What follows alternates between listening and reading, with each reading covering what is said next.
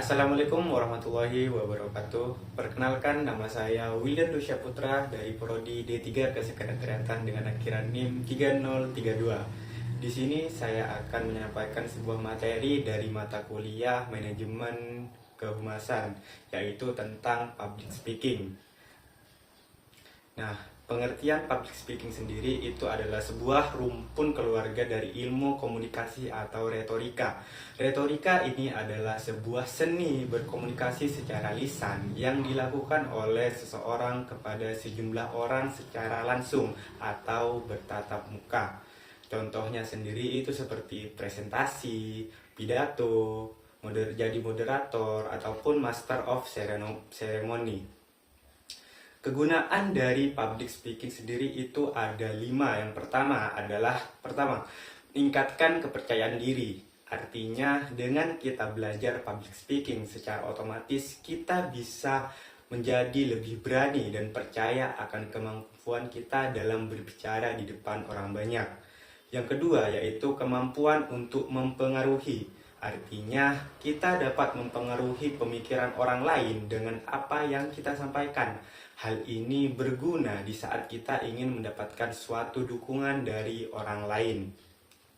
Yang ketiga adalah mengembangkan diri. Artinya, dengan belajar public speaking, kita itu berada dalam proses untuk meningkatkan kualitas diri, baik dalam hal pengetahuan, keterampilan, maupun karakter diri, agar menjadi pribadi yang lebih baik. Keempat adalah penerimaan diri. Artinya yaitu sikap positif terhadap diri sendiri, termasuk menerima kelebihan dan juga kekurangan kita. Ini melibatkan kesadaran akan diri sendiri, kemampuan untuk menghargai diri sendiri, dan kemampuan untuk menghadapi tantangan dengan pikiran positif. Yang kelima yaitu membuka peluang hidup lebih baik.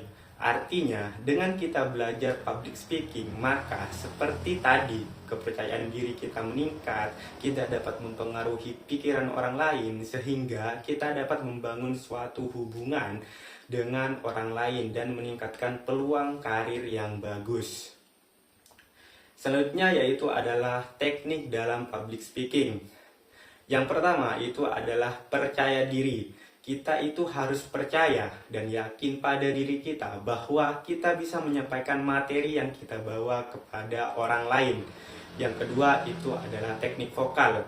Nah, teknik vokal ini meliputi beberapa aspek seperti volume, intonasi, jeda, kecepatan berbicara, dan juga artikulasi untuk memastikan pesan yang kita sampaikan itu bisa tersampaikan dengan jelas, menarik, dan efektif. Yang ketiga yaitu adalah ekspresi dan gestur. Ekspresi wajah yang tepat dapat menyampaikan emosi dan membantu membangun koneksi dengan audiens. Sedangkan gestur tubuh itu dapat memperkuat pesan, menciptakan kesan yang profesional. Kita juga harus mengontrol ekspresi dan gestur tubuh kita seperti senyum tulus, kontak mata, postur tubuh, dan juga gerakan tangan. Nah, yang keempat itu adalah komunikatif. Artinya, kita harus mampu berkomunikasi dengan baik, atau dengan kata lain mudah dipahami atau dimengerti oleh para audiens. Itu menyangkut kemampuan untuk menyampaikan pesan dengan jelas dan efektif, sehingga penerima itu dapat memahami apa yang kita sampaikan. Selanjutnya adalah persiapan sebelum public speaking. Yang pertama itu adalah persiapkan mental dan juga fisik ya teman-teman. Mempersiapkan mental itu agar tidak down saat menyampaikan materi, dan juga pastikan fisik kita itu berada dalam kondisi fit dengan menjaga kesehatan sebelum berbicara di depan publik. Yang kedua yaitu mempersiapkan materi. Nah, materi yang akan kita sampaikan kepada para audiens kita harus benar-benar paham, dan juga kita harus benar-benar mengerti sehingga kita dapat menyampaikannya dengan lancar dan jelas kepada para audiens. Yang ketiga yaitu know the room, artinya mengenali atmosfer ruangan yang akan kita pakai. Ini dapat dilakukan dengan cara datang ke tempat tujuan lebih awal untuk belajar mengenai layout atau speaking area. Nah, pengenalan ruangan ini dapat dilakukan pada saat gladi bersih biasanya teman-teman. Selanjutnya yaitu adalah know the audience, yaitu mengenali audiens, berarti memahami apa yang mereka ketahui, apa yang mereka minati, apakah mereka setuju atau menentang dengan argumen atau materi yang akan kita sampaikan.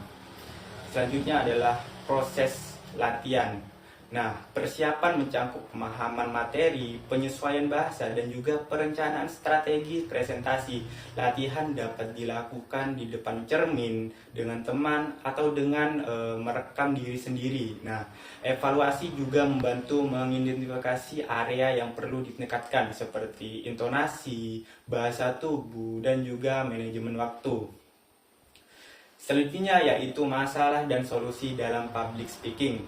Masalah yang sering terjadi itu pastinya saat pengalaman pertama kali berbicara di depan umum, yaitu gugup, takut, nervous, negative thinking, trauma, dan perasaan tidak siap tampil.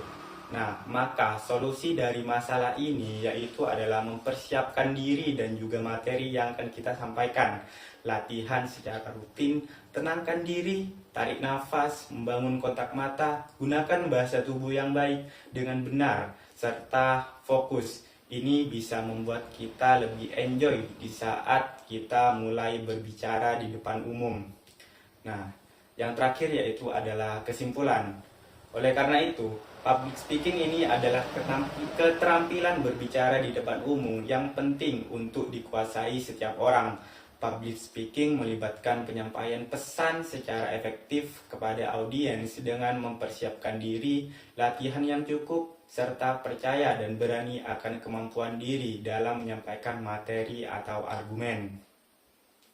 Mungkin itu saja penyampaian materi dari saya.